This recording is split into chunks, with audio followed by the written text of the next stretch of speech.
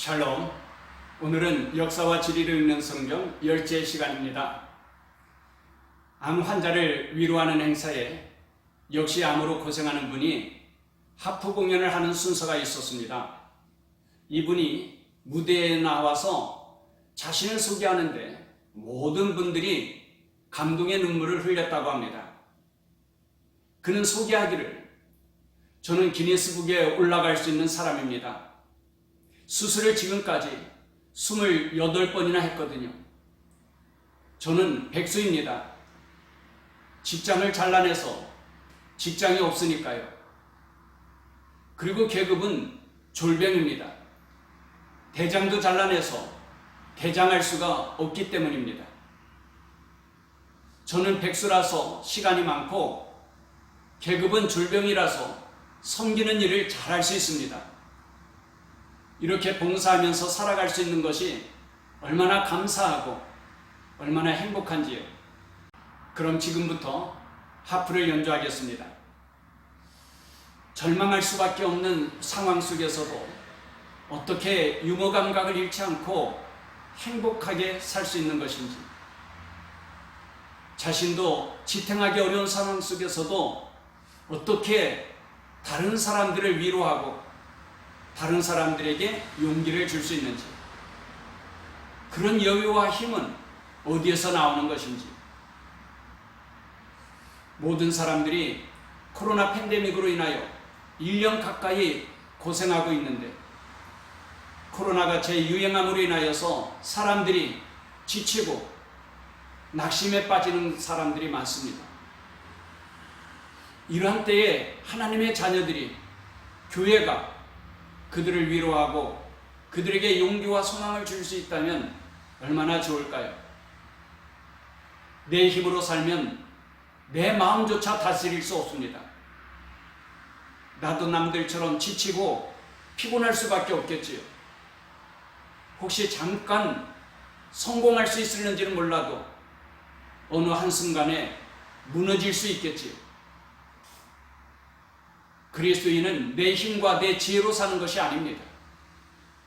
오히려 자신을 비우고 자신을 십자가에 못 박아 죽임으로써 내 안에 계신 성령의 능력으로 사는 것입니다.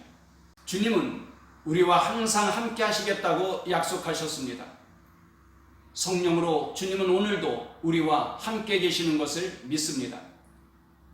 그 전능하신 성령의 지혜와 능력으로 산다면 항상 기쁨과 감사가 넘치는 삶을 살 수 있고, 다른 사람들을 위로하며 다른 사람들에게 기쁨과 소망을 줄 수 있습니다. 마가복음 1장 15절에는 때가 찼고 하나님의 나라가 가까이 왔으니 하였고, 갈라디아서 4장 4절에는 때가 차매 하나님이 그 아들을 보내사 그랬는데, 예수님께서 세상에 오신 것이 아무 때나 적당한 때에 오신 것이 아니라는 말씀이죠.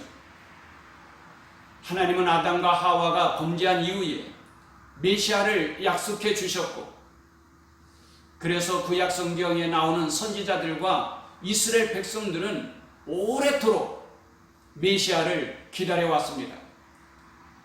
그렇게 몇천 년이 지나고 나서야 드디어 예수 그리스도께서 이 세상에 오신 것이죠.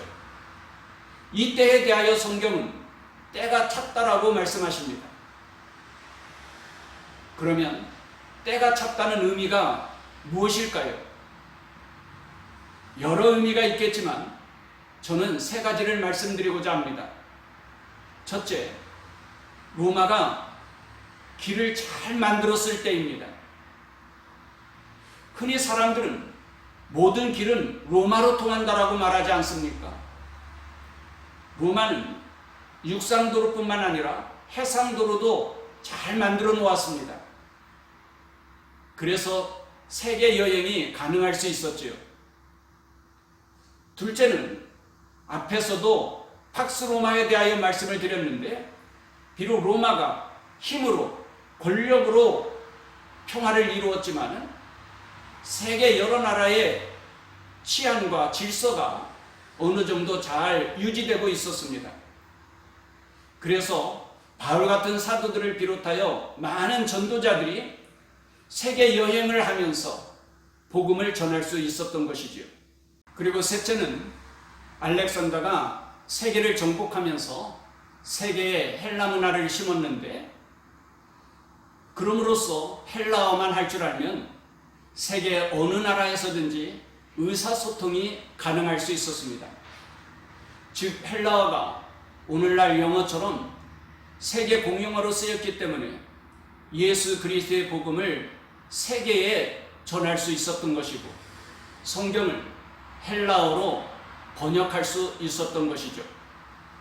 이런 준비가 다 되었을 때에 예수 그리스도께서 이 세상에 오셨다는 것입니다. 그로써 예수 그리스도의 복음을 온 세계에 전파할 수 있게 된 것이죠. 예수님께서 태어나실 때에 유다의 왕은 헤롯인데, 헤롯은 왕가를 의미합니다. 그러므로 성경에 헤롯이라는 왕이 많이 나옵니다. 예수님께서 탄생하실 때의 헤롯은 대헤롯이라고 구분합니다. 헤롯은 에돔 사람인데 마카비 시대 때에 유다가 에돔을 정복합니다. 그런데 에돔 사람인 헤롯이 로마 황제 옥타비아누스를 도와주면서 로마 황제의 신임을 얻게 되고, 그러면서 유다의 왕이 되었습니다. 유대 백성들은 이방인과 상종하지도 않는데 어떻게 에돔 사람이 유다를 통치할 수 있겠습니까? 그래서 헤롯은 유대 사람들의 환심을 사기 위하여 유대 사람들이 가장 소중하게 여기는 성전을 건축하기 시작합니다. 본래 헤롯은 건축광입니다. 지금도 이스라엘에 가면 그가 건축하였던 왕궁과 도시의 흔적을 볼 수 있는데 놀래서 입이 벌어질 정도입니다. 그러한 헤롯이 심혈을 기울여서 40여 년 동안 성전을 건축하였으니 얼마나 장엄하고 얼마나 아름다웠겠습니까? 유다 백성들은 솔로몬 시대 때보다도 아름답고 웅장한 성전을 보면서 얼마나 기뻐하고 자랑스러워했는지 모릅니다. 예수님의 제자들조차도 예루살렘에 오면은 그 성전을 보면서 감탄하였던 모습들을 복음서에서 볼 수 있죠. 그러나 하나님은 그 성전을 기뻐하시지 않았습니다. 헤롯이 죽고 난 이후에도 계속하여서 성전을 건축하여 주 64년에 비로소 완공합니다. 그런데 주 70년에 그 성전은 불타고 무너지고 말죠. 그러니까 완공 후 5년 만에 로마의 티투스 장군에 의하여 예루살렘 성이 함락될 때에 예루살렘 성전을 불태우고 돌 하나도 돌 위에 남지 않을 만큼 완전히 파괴해버리고 맙니다. 예수님은 이 세상에만 3년 동안 공생의 시간을 가졌습니다. 그러므로 우리는 1년 단위로 끊어서 예수님의 사역을 살펴보면 복음서를 잘 이해할 수 있습니다. 예수님은 나사렛과 갈릴리에서 사역하시다가 6월절이 되면 6월절 절기를 지키기 위하여 예루살렘에 올라가셨습니다. 그러므로 6월절을 기준으로 하여 1년씩 살펴보면 복음서를 이해하기가 쉽고 분명합니다. 예수님께서 6월절에 예루살렘에 올라가셨다가 세례 요한으로부터 세례를 받은 후에 공생애를 시작하십니다. 그리고 마지막 네 번째 6월절 때에 예루살렘에 올라가셔서 십자가에 못 박혀 돌아가십니다. 그리고 3일 후에 부활하시고 40일 뒤에 승천하시는데, 그때까지의 예수님의 생애가 복음서의 내용입니다. 예수님께서 승천하신 이후에는 제자들이 예수님의 말씀을 따라서 예루살렘을 떠나지 아니하고 기도에 힘쓰다가 성령 강림을 체험하게 되죠. 성령을 받은 예수님의 제자들은 예수님께서 맡겨주신 복음의 사명을 감당하는데, 그것이 사도행전의 내용이고 사도들이 사역하면서 각 지역에 있는 교회들에게 쓴 편지가 서신서입니다.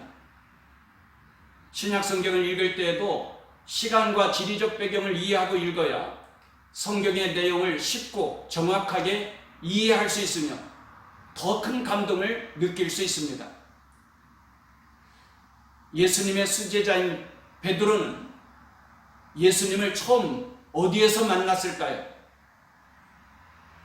많은 분들이 예수님께서 갈릴리 바다에서 고기를 잡던 베드로를 처음 만났고 갈릴리 바다에서 제자들을 부르신 것으로 생각합니다. 정말 그럴까요? 다음 시간에는 먼저 예수님께서 공생애를 시작하시기 이전에 대한 성경의 말씀을 살펴보고자 합니다.